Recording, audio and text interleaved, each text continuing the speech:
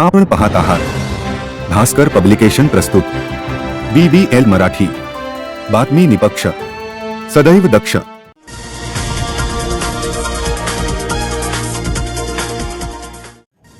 Today Maharashtra, Banda ते चांदा, बातमी निपक्ष, सदैव दक्ष.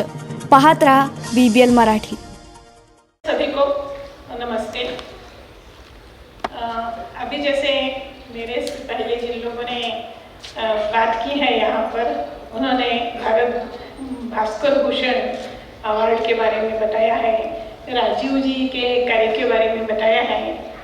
मुझे भी इसका मतलब पहला थोड़ा परिचय गोवा में हुआ था और अभी इस बार के कार्यक्रम में मुझे उनके कार्य का थोड़ा विस्तार से परिचय हुआ है.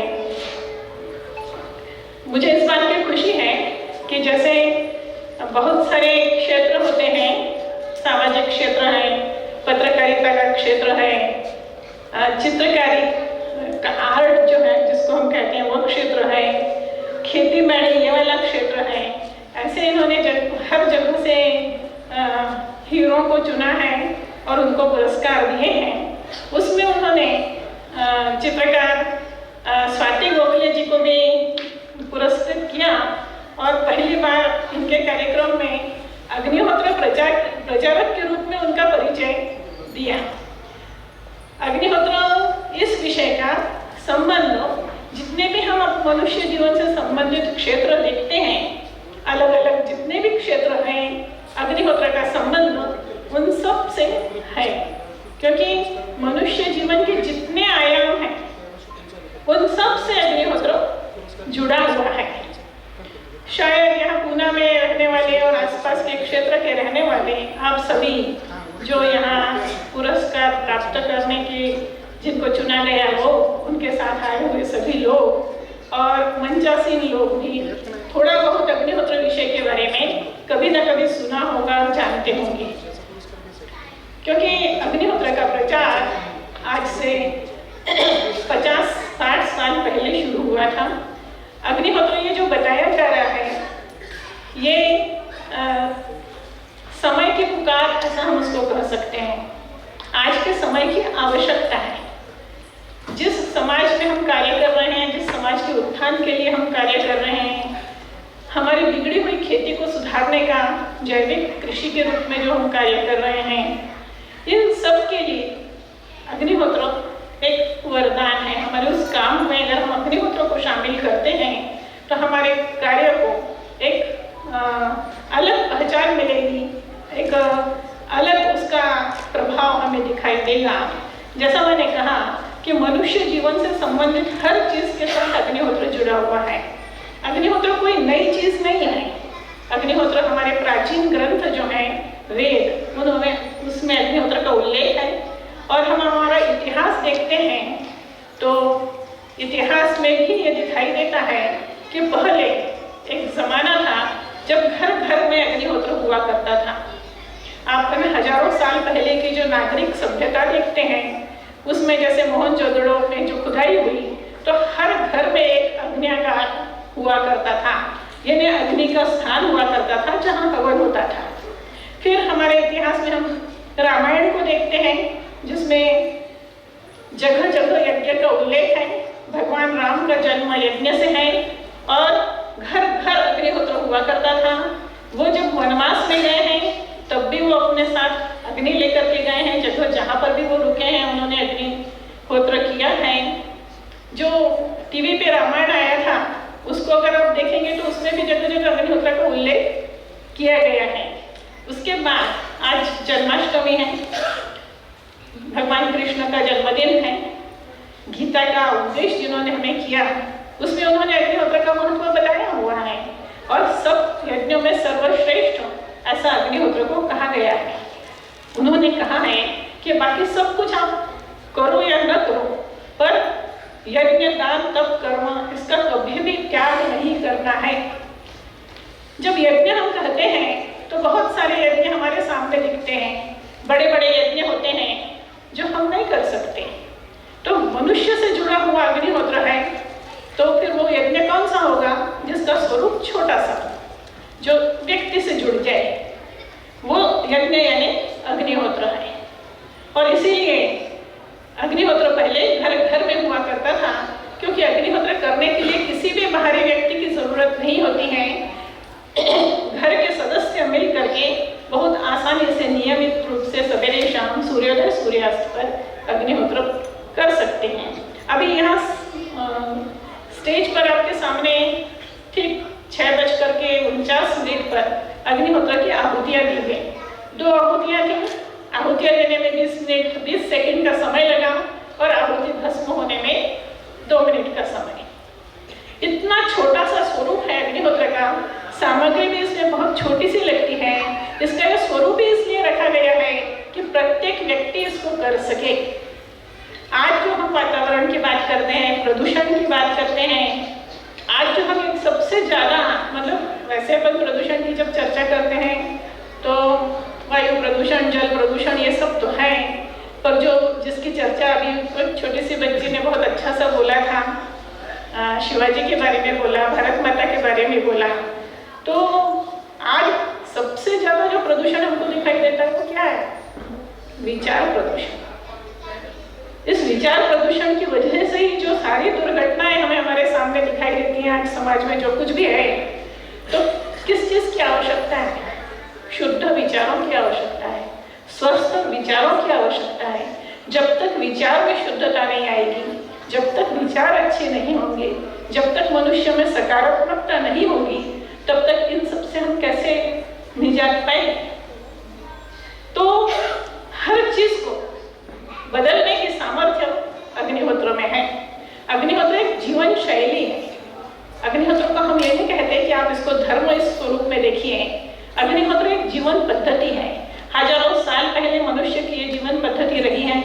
दूसरे देशों में भी यज्ञ उपासना होती थी। आज पुरानी वेदियाँ दिखाई देती हैं, वहाँ पे सूर्य मंदिर दिखाई देते हैं। तो दुनिया भर में जो धर्म स्थापित था वह वेद धर्म था और यज्ञ पूरी दुनिया में हुआ करते थे। ऐसा एक समय हमारे इस इतिहास में रहा है। और आज जो सारा प्रदूषण, हम वैचारिक प्रदूषण और बाकी का भी सारा प्रदूषण जो हम देखते हैं, इन सब का उपाय इस रूप में हमारे सामने फिर से अग्निहोत्र अस्तित्व में आया। 1963 में महानुभाव श्री माधव जी पोद्दार साहब जो भोपाल के रहने वाले थे, उन्होंने पहला अग्निहोत्र 22 फरवरी को बैरागढ़ में शुरू करवाया था भोपाल में। और वहाँ से जो एक पहली ज्योत जली, उसका विस्तार आज यह है कि पूरी दुनिया भर में 100-150 देशों में नियमित रूप से अग्निहोत्र करने वालों की संख्या अच्छी खासी है। और बहुत सारे वैज्ञानिकों ने इस अग्निहोत्र पर शोध कार्य किया है, देखा है कि एक बार की आहुति से कितना परिणाम होता है। एक बार जब हम अग्निहोत्र करते हैं तो कितने प्रतिशत रोगाणु, कितने प्रतिशत हानिकारक कीटाणु नष्ट होते हैं, वातावरण शुद्ध होता है। हमारी एक प्रयोग हुआ है जिसमें अग्निहोत्र के बाद जो हमारी मस्तिष्क की तरंगें हैं, गामा, बीटा, थीटा, इन पर क्या परिवर्तन होता है, कैसे शांति आती है, मस्तिष्क किस तरह से शांत हो जाता है, उद्विग्नता कैसे खत्म होती है, ये सब अध्ययन में देखा गया है कि मनुष्य को, जिसको कहते हैं ना आपाद मस्तक प्रभाव अग्निहोत्र का मनुष्य के ऊपर प्रत्यक्ष होता है। ऐसे छोटे छोटे बहुत सारे प्रयोग अग्निहोत्र पर किए गए हैं। आज हम वैज्ञानिक युग में जी रहे हैं और विज्ञान सम्मत किसी भी चीज को स्वीकार करने में सोच होना नहीं चाहिए। अग्निहोत्र कोई ऐसा नहीं है कि हम श्रद्धा से करेंगे तो हमें उसका फायदा मिलेगा। अग्निहोत्र ऐसा है कि इसकी जो पद्धति है, उस पद्धति से अगर अग्निहोत्र किया जाता है तो अग्निहोत्र का पूरा लाभ हमको मिलता है। वह लाभ कोई चमत्कारिक स्वरूप का नहीं होता। वह लाभ यह है कि सबसे पहले उस व्यक्ति में बदलाव आता है, घर में सकारात्मक सोच आती है, घर में रहने वाले सारे लोगों पर उसका अच्छा परिणाम होता है। जो कुछ आपने पेड़ पौधे लगाए हैं, आपके घर में पशु पक्षी हैं, उन तक पर अग्निहोत्र का अच्छा परिणाम होता है। घर में जो एक चिंता, हताशा, निराशा, कहीं पे दुख, ये जो एक रहता है, वो सारी नकारात्मकता खत्म हो जाती है। धीरे धीरे जैसे जैसे आप 1 दिन करेंगे, 2 दिन करेंगे, बढ़ता जाएगा, वैसे वैसे से आप ये देखेंगे कि आप एक आह्लाददायक वातावरण आपने अपने घर में तैयार किया है। और आज की ये पहली आवश्यकता है कि हमारे पास आह्लाददायक वातावरण हो, हम सकारात्मकता में जिए। जितने भी हमारी सारी समस्याएं हैं उस नकारात्मकता की वजह से पैदा हो रही हैं। तो हमारे जीवन में उत्साह हो, हमारे जीवन में आनंद हो, हम जो भी काम करें वो सकारात्मक विचार के साथ करें। और जो कुछ भी हम परिश्रम करते हैं, कमाते हैं, मेहनत करते हैं, सब कुछ करते हैं, तो वो हम अपने लिए उसको उपयोग कर सके और हम दूसरों के लिए भी उपयोगी हो सकें। जब हम अपने घर में हम अग्निहोत्र करते हैं तो केवल वो ऐसा नहीं है, वायु का कोई वो नहीं होता है, मर्यादा नहीं होती है। आप अग्निहोत्र करते हैं, अपने घर में करते हैं, तो भी बहुत सारा वातावरण शुद्ध होता है, केवल आपके घर तक वो सीमित नहीं रहता। और जैसा मैंने कहा सब पर होता है, तो फिर धीरे धीरे अगर बहुत सारे लोग अग्निहोत्र करेंगे, तो जैसे हम भोपाल में देखते हैं कि कुछ गांव हैं जिसमें 20 घरों में, 25 घरों में, किसी गांव में 100 घरों में अग्निहोत्र होता है। हर जाति समाज का व्यक्ति अग्निहोत्र कर सकता है, हर धर्म का व्यक्ति अग्निहोत्र कर सकता है। अग्निहोत्र उस व्यक्ति ने करना है जो हवा, धूप, पानी, जो प्रकृति है उसका इस्तेमाल करता है। जब हम प्रकृति का सबका इस्तेमाल करते हैं तो क्या करते हैं, किसी भी चीज का इस्तेमाल करने का मतलब क्या होता है, उसे अशुद्ध करना। तो फिर उसे शुद्ध करने का दायित्व किसका, हमारा। हमने अशुद्ध किया है, हमें शुद्ध करना है। तो आज तो बहुत सारे कारण हैं प्रकृति को अशुद्ध करने के, पर कम से कम हम हमारा प्रकृति के प्रति का उत्तरदायित्व अच्छी तरह से निभाएं। हम दूसरों को तो आग्रह कर नहीं सकते, तो प्रत्येक व्यक्ति अगर अपना अपना दायित्व निभाता है प्रकृति को शुद्ध करने के लिए, तो अपने आप सारा वातावरण शुद्ध होगा। और सबसे बड़ी जरूरत जो मैंने कहा कि आज मनुष्य को मनुष्य बनने की जरूरत है, मनुष्यता ही खत्म हो गई है। तो मनुष्य एक तरह से दो पाया जानवर, ऐसी स्थिति जो हम सारे समाचार देखते हैं उसमें दिखाई देती है।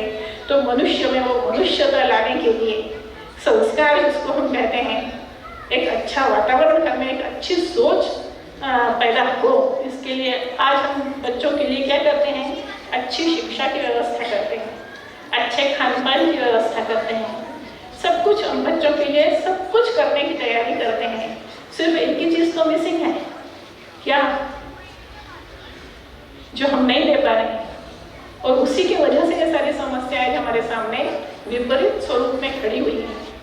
वह है संस्कार, वह है सकारात्मकता, वह है शुद्धता, वो हम नहीं दे पा रहे। और इसी हमारी समस्या का समाधान अग्निहोत्र है। अग्निहोत्र के बहुत सारे आयाम हैं। अग्निहोत्र चिकित्सा है वातावरण की। आज वातावरण प्रदूषित है, इसलिए विदेशों में तो इसका हील द एटमॉस्फेयर, परफॉर्म अग्निहोत्र, इस तरह का नारा दिया जाता है। जो आज वातावरण का जो सब विषाक्तता हो गई है, वातावरण बीमार है, घायल है, उसका वो जो जख्म है उसको हम अग्निहोत्र से ही भर सकते हैं।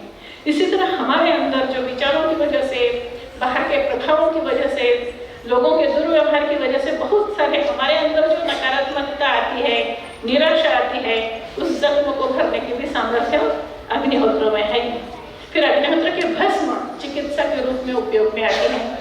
अग्निहोत्र को मनोचिकित्सा के रूप में भी इसका इस्तेमाल किया जाता है। अग्निहोत्र से कृषि की जाती है।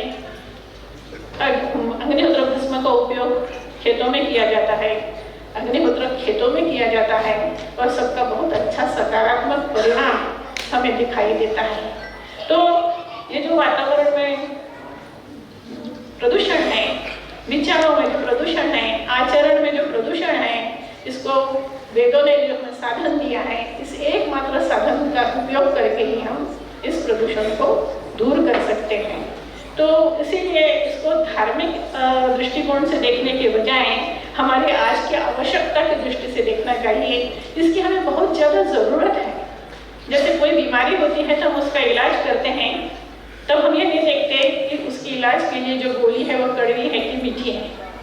ऐसे ही आज जो परिस्थिति है उसका इलाज अग्निहोत्र है, और इसीलिए हमें ये सोचने की ज़रूरत नहीं है कि वो कितना कठिन है या कितना आसान है। ये गोली है जो हमारी उस बीमारी का इलाज है। अग्निहोत्र आज के परिस्थिति का इलाज है, और इसीलिए प्रत्येक को समय निकाल करके अपने जीवन में अग्निहोत्र को स्थान देना चाहिए।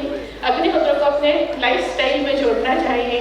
सूर्योदय होता है यानी अग्निहोत्र होना है, सूर्यास्त होता है यानी अग्निहोत्र होना है। इस स्वरूप में अग्निहोत्र को अपनाने की ज़रूरत है। यहाँ कुछ लोगों को पत्रक बांटे गए हैं, अग्निहोत्र की विधि उसमें दी गई है। और स्टेज पे जो लोग बैठे हैं उनसे भी मैं आग्रह करूँगी कि इस विषय को और गहराई से समझें। ये लोग सब समाज में काम करते हैं, आप लोगों के साथ बहुत सारे लोग जुड़े हुए हैं। आप इस संदेश को सब तक पहुंचाइए। प्रचार करना केवल हमारा काम नहीं है। एक अच्छी चीज़ जब होती है तो ज़्यादा से ज़्यादा लोगों तक पहुँचे।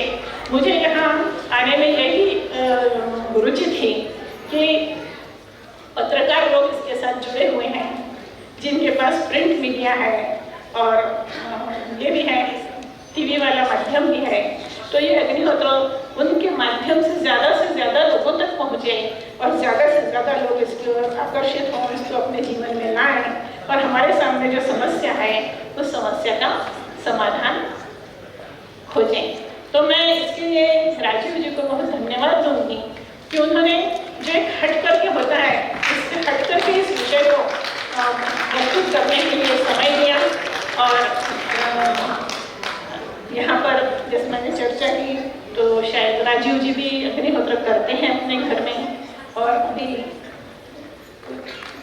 बैठे थे उनका परिचय मुझे नाम याद आ रहा है, जो महिला उसकी अध्यक्ष तृप्ति देसाई जी, उन्होंने कहा कि उनके यहाँ भी शाम के समय में अग्निहोत्र होता है। ऐसे ही हर घर में अग्निहोत्र हो, अग्निहोत्र का सूर्योदय और सूर्यास्त अग्नि प्रत्येक के घर में प्रज्वलित हो, गाय को उसका स्थान मिले, यही हम लोगों का प्रयास है। और हम चाहते हैं कि ये जो जन आंदोलन है उसमें आप सब भी हमारे जैसे प्रचारक बने, कार्य करें।